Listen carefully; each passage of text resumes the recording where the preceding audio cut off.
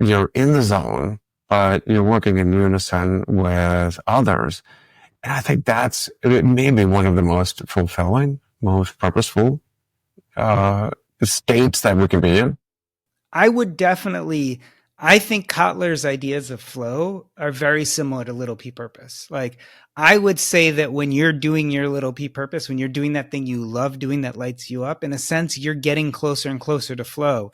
And flow is usually not goal oriented.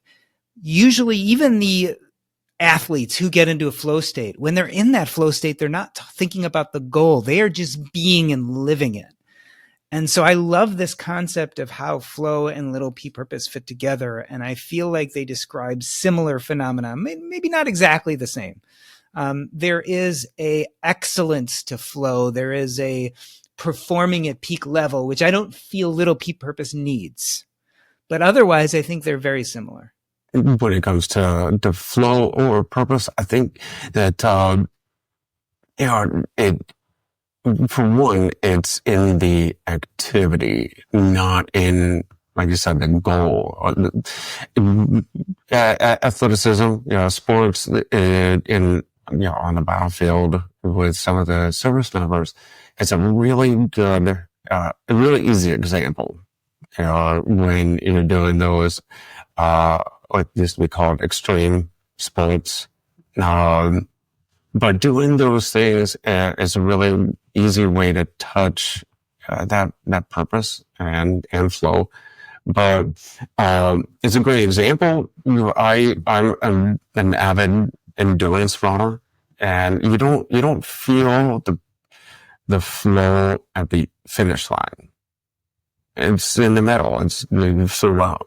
That's why you do it, is the activity. Same with purpose. And I think when you in the book, you talk about this purpose as, doing the thing, that gives you that most fulfillment, that has meaning, right? Gives you happiness. And then there's the ripples in the ocean, how it serves, you serve others. And perhaps maybe that's the redefinition of the big P, changing that four-letter word into something good. Can you expand on that a little bit? Yeah, so I talk in the book a lot about generational growth. And so let's talk about what generational trauma is. Most people are familiar with this idea of generational trauma. We get these narratives from our childhood. Maybe they come from our parents. They're trauma narratives, and they color the way we think about our future. And in fact, those narratives don't serve us. So they actually harm us as we get older and become adults and start acting out in the world. When you practice little p purpose, I think you create the exact opposite, which is generational growth. These are things that we hand down to our children, to our neighbors, our friends, our siblings, where they see us lit up and they see us doing something we love. So instead of causing a trauma narrative, it causes a growth narrative, and it pushes them to do things they love and to get involved in things that excite them, to pursue little p purpose themselves. And so I think we affect those people around us. We hand to them this generational growth. And a perfect example of that, and I often discuss, is with my family.